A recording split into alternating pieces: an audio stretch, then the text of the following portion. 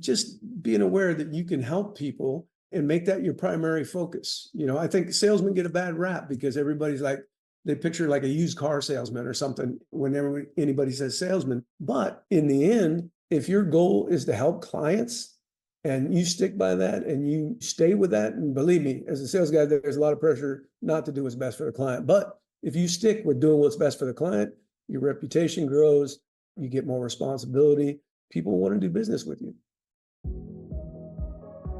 There are opportunities for our work and careers everywhere, if you know where to look. That's easier said than done, especially in our fast-paced and constantly changing world. Ann Faremouth is talking to experts, employers, and job seekers to bring you insight and understanding about what's possible. This is Career Can Do, where we're navigating the new work world. Welcome to the Career Can Do podcast, a top global podcast dedicated to helping you navigate the new work world and beyond. My name is Ann Faremouth, and I'll be your host for this episode. And today, I'm just delighted to have a guest on our show from Gulf Energy Information, which empowers employees to deliver premium technical and business content, as well as market intelligence solutions to the global energy and infrastructure industries. Jim Watkins is a media professional in the global energy industry. Through global energy infrastructure and construction box store database, Jim's company provides market intelligence solutions to their audience. Their market-leading brands, some of them I'm sure will be familiar to y'all, are Petroleum Economist, World Oil, Pipeline and Gas Journal, Hydrocarbon Processing, Gas Processing, LNG, Carbon Economist, and Underground Infrastructure, just to mention a few. They provide, as I said, market intelligence to the global energy industry through global energy infrastructure and construction box score database, which, in my opinion, and opinion of so many, it's really helped businesses grow and expand. And I want to have him on the show today because Jim just had so much good experience to share with our listeners. So after that incredibly long introduction, without further ado, help me welcome Jim Watkins. Jim, say hello to everybody. Hi, everybody, and thanks for that generous introduction there, Ann. Appreciate it. Well, it's my pleasure. Your company goes back on many, many years with me. I've advertised in some of your magazines and seen you at some of the industry conferences. And I know the great exposure and services you provide to our industry. So, Jim, tell us, a little bit about how you got into this industry and kind of what made you get into it. Oh, yeah. Well, it's quite a long story, longer than we have here, unfortunately. But yeah, we kind of fell into this business, my wife and I, because the company was looking for people to represent them on the advertising sales side in Europe. We knew the person who was the current sales rep in Europe, and they were getting ready to retire. And so we took over from them. And that's 26 years ago now. So a long, long career in sales for sure. Just backing up a little bit about the company, about Gulf Energy Information, you called out a few things that are very important. One is that we do have a lot of data, and data for specific areas in the energy market, right? So our big brands are World Oil that you mentioned, Pipeline and Gas Journal, which is kind of the midstream, and then also Hydrocarbon Processing, which is downstream. So there's magazines associated with each of those brands, so websites you can go check out. But also we have databases. And for this audience, I think in the pipeline world, it would be very interesting for them to take a look at our database on pipeline projects, global pipeline projects. It's fascinating. You can see not only, the pipelines that exist, but, planned pipelines that are in construction, and you can drill down in there and you can get all of the information you'd ever want to have on who to contact for different pieces of equipment and things like that. So it's an important resource for people in the pipeline industry for sure. But so is the magazine. I mean, the magazine's been around for, I think it's 134 years now. It says 1916 is when you all started, right? Yeah, no, that was the World Oil one, but the pipeline one was actually even before that. Wow. So it's very, very old. It's been around. It is the reference. If you're in pipeline, Pipeline and Gas Journal. Now, there's other magazines that have come on since, but none of them have that history and tradition of bringing our subscribers the technical information that they need to do their jobs well, basically. I mean, it's full of technical articles, it's fascinating. And for me, and my part in this whole situation, because I came on as a salesperson, a sales rep for the company, it made it very easy. Your job is always easier if you have something great to Oh, sell. yeah. Isn't that the So, truth? Yeah. and that's been one of my advantages in my career because it has been with golf that we have really the top publications in those three domains when you're talking about upstream oil and gas, midstream oil and gas, or downstream refining petrochemical. We have the biggest titles. So it's easy to talk to people about. We can help a lot of people that way. Well, I know that my sweet late husband, he owned a coating company and he would advertise in the Pipeline and Gas Journal. And I remember him coming home and saying, well, he was going to continue to do that because he got so much good response from those ads he ran. And that was, over 40 years ago. I remember him talking about it. So my association with the Pipeline and Gas Journal and with this company overall goes back many, many years. But I wanted to have you on the show today because as everything, there's so many challenges right now and changes in industry. And I think our listeners, would benefit in knowing about a vehicle or a product that's out there that can help them grow and expand in their business. And so there's so many aspects to what you do. I know technology is really a big one now, and I know you have databases, as you mentioned, but also talk to us. I mean, you have a lot of online presence too. Is that right? Oh, absolutely. There's, websites for every single one of those brands I mentioned. We have newsletters, technical newsletters, all of the regular, what I would say, webcasts, anything that you can think of that people use for marketing and reaching out. But one of the things that's interesting is that my role changed in January. And so I had actually developed podcasts for the company starting back when I came here about 8 years ago now, when I moved back to the US from working for the company in France for a lot of years. And I said, podcasts are becoming a thing. We need to be doing that. And so they were like, okay, great, Jim, you go ahead and do that. So I started that on top of my regular sales duties, started developing the podcast. This was for World Oil at the time. And since then, it's spread to all of our brands. Every single brand has a podcast. Some brands have more than one podcast specializing in things. And I would say for people who are interested in marketing, sure, there's a lot of digital things out there. There's everything you can think of under the sun. But I would say if you aren't connected with a podcast, if your company doesn't have a podcast, seek out podcasts as a way to get your message out because it's a little bit different than all the traditional media, right? I mean, first you had just a magazine, and so people could read that. Then you had a website, so people could go online and find it. All of our brands have transitioned, so there is no more paper magazine. It's all digital, whether it's website, newsletter. We make digital versions of the magazine, so you can still look at it on an iPad or on your phone. But podcasts are different in that the audience actually listens to what you have to say. And that is a medium that is just starting to really reach its potential now. Look, here we are on a podcast, right? I mean, would this have happened 5 years ago? Probably not, right? The same for technical things, because a lot of people are used to listening to podcasts for entertainment and things like that. But as the younger generation comes up, they're used to listening to podcasts. And so getting technical information, that type of thing, they see that as the natural extension of their media universe, if you will. So Well, I agree. definitely I check agree. that out.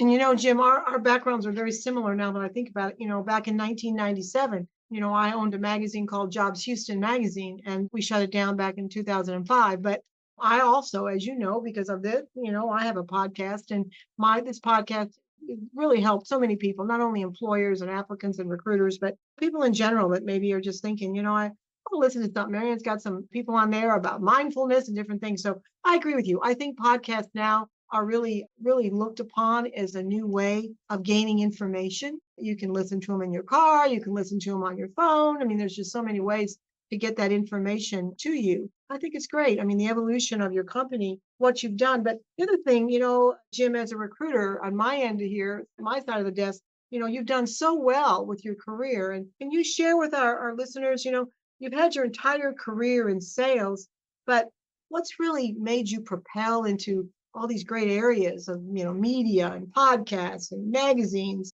and all these cool things? I mean, this is going to give our listeners some some inspiration as far as how to, expand your own career. How did you do it, Jim? It just sounds like you've had such a wonderful career and it all started in sales. How did that all happen? Yeah, well, I'll tell you, I think it's quite interesting if you talk to different people. And I end up talking to a lot of people, being in the sales, and especially now as director of podcasts at Golf, I end up talking to a lot of people about a lot of different things. But I think what's really helped me is two things, and I think this is key for anybody who would be considering a career in sales. One is I'm curious about everything. So for me, when I started, I didn't have any particular knowledge. I mean, that wasn't my educational background in oil and gas, but I was hungry to learn. And so, what better way to learn than talking with people, right? Especially because I was in advertising sales and there was just magazines back in the day when I started. There were barely websites. The websites were so rudimentary. It was just magazines. But being able to talk to people about the audience they're trying to reach and how you might be able to help them, right? So be curious about their business and what they're trying to accomplish, and then see where that meshes with what you're doing. And that's all my career has really been, is that, I mean, the methods change. Okay, so there's not print advertising anymore, but there's all these other ways you can reach an audience, right? Companies, they develop new technologies, but the idea is the same. You want to get your technologies, your information out in front of the right audience. So just being aware that you can help people and make that your primary focus. I think salesmen get a bad rap because everybody's like, they picture like a used car salesman or something whenever anybody says salesman. But in the end, if your goal is to help clients and you stick by that and you stay with that, and believe me, as a sales guy, there's a lot of pressure not to do what's best for the client. But if you stick with doing what's best for the client, your reputation grows, you get more responsibility. People want to do business with you. I agree. We all know, you and I know, that there's a real digital landscape out there these days. So, how do you recommend that salespeople, I mean, what are the skills that they need to have to really be ready for this digital landscape, to really expand and grow and be outstanding in it? It's amazing the growth I've seen, right? So I've had a multi-decade career. So I've seen a lot of changes in the way that salespeople work. Back in the early days, I mean, email was maybe, but telephone always worked. So that was a good way to get a hold of people and do things. And so all of those methods have changed. The decision makers, the old school decision makers who would pick up a phone, do that type of stuff, those guys are retiring or have retired already. And so now salespeople have to be aware that if you want to reach the right decision maker, you're going to have to use other methods. Email, very difficult unless you already have a relationship with somebody. I mean, for me, even to this day, a lot of times, if I want to reach out to somebody, I'll reach out to them on LinkedIn, for example, if I don't know them, and I'll just send them a message. Hey, this is who I am. This is what I do. I'd like to talk to you about this technology that you're talking about here. That type of thing as a way to open communication. And then, oh my goodness, on the back end for salespeople, forget about it. I mean, it used to be like you kept a Rolodex, basically. That was how you kept what you were doing. But nowadays, the databases and the things that are integrated into databases, and now the AI that's being laid on top of databases, I think it's so much easier for a salesperson to maintain contact with a larger group of people because you have all these things integrated. So in the early days, for example, one of my problems would be that, oh man, you got this Rolodex and you got your favorite guys to talk to. They're always doing business with you. And then the guys who don't, they're in the Rolodex, but you just didn't get back to them. Then database. So now I can see exactly, okay, wait a second. I haven't talked to this guy in 3 months. I should probably give him a call and find out what's going on over there. And now with AI, you can have it automatically generate an email to somebody you haven't talked to for 3 months, just saying, hey, we haven't talked for a while. Why don't we schedule a meeting and catch up? Yeah. Jim, I had a guy on the show, a podcast guy out of MIT that talked about AI. And, so many of us are fearful of it. I mean, I'm a boomer, all right? I didn't grow up with high technology or AI, but what he shared with us was that AI is going to make our jobs a lot more efficient and we'll have more time to develop those relationships. Because I think what I'm hearing you say, correct me if I'm wrong, as the stellar salesperson you've been, as we grow, as things change, as technology gets bigger and better, at the key of all that is relationships. All right. 100%. You're a salesperson. I'm a salesperson of a sort, of course. And, yeah, I'm a recruiter, but a lot of it obviously sales. But it's about the relationships because people are going to buy and work with people they like and trust. So if I was to ask your younger self the key to becoming a good salesperson, would any of what I just said factor into that about relationships? 100%. There was a guy who was kind of a mentor of mine, and he retired when I moved to Houston from Europe, where I'd been. And that's another thing we should talk about because sales guys have great careers. I mean, you get to move around the world, you get to do amazing things. But a mentor of mine, he said, this was his quote when he left, right? So this guy was ancient. I think he was like 74 when he finally retired. And I said, Don, tell me some of your words of wisdom as you're leaving. And I'd already been working with the guy for like 6 months, I think. And he was like, Jim, he goes, just look out for your clients and do what's right for them, and the rest will fall in line. And so that's it, But in the beginning, before you can know and learn how to help a client, you got to have a relationship with them. So I would add that. Establish the relationships. That's the most important thing. Always be true and look out for your client. And the rest just falls in line. I've never had to worry about, oh, are we going to have money? What's going on? And I'll tell you this, maybe you don't even know this, Marianne, but all of that career from, wow, now it's probably 28 years, it's all been 100% commission sales, 100% commission, no Wow. salary, nothing, no safety net. It's like sales without a safety net.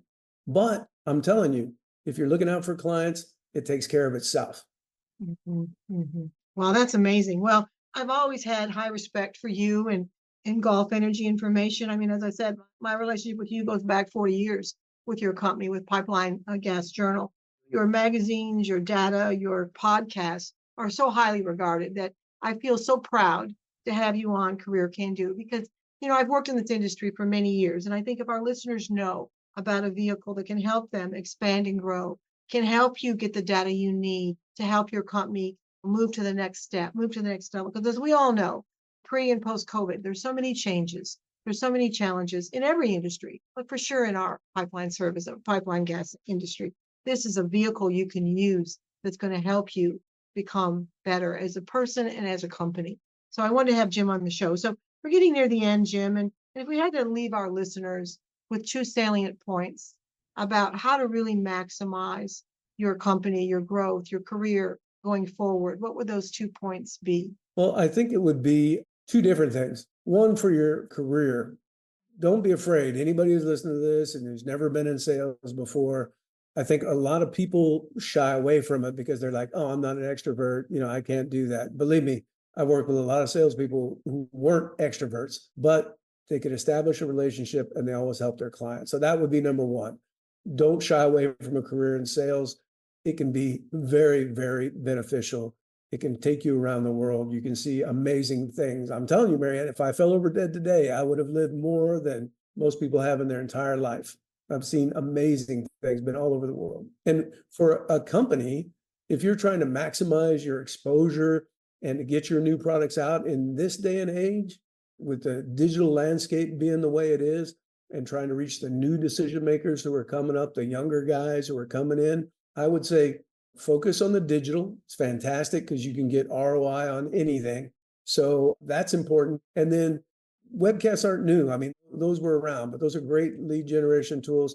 And by all means, consider getting on some podcasts, starting your own podcast. The barrier to entry is almost nothing. It's a good way to communicate with your clients. It's a good way to get your information out. So definitely look at podcasts. And that's my director of podcast hat here at Golf. Because Well, I love it. Well, Jim, if people want to get a hold of you, I mean, all of this information will be on my website, faremouth.com. But if people want to get a hold of you, how do they do that? Do you have a website they can go to, or how do they get a hold of you? yeah. They can just email me, Jim.Watkins, WATKINS at gulfenergyinfo, all one word.com. Okay. All right. Well, this has been amazing. I'm so thrilled you took the time today to be on Career Can Do. I think the world of your company. I will continue to work with it. And again, for all of you listeners, please check out Global Energy Infrastructure. They offer so many wonderful services and they're class act people. They produce quality results. And I think it'll help you become your best self, but also help your companies grow. So again, thanks so much, Jim. And we'll see you all next time. Bye-bye. Thank you. Bye. We thank you for tuning in to our Career Can Do podcast. We make no guarantees on results for your particular quest, but we hope you enjoy the information presented. The views and opinions expressed in this program are solely that of the guest or speaker and do not necessarily reflect the views or positions of Mary Ann Faremouth and Faremouth and Company. Thank you.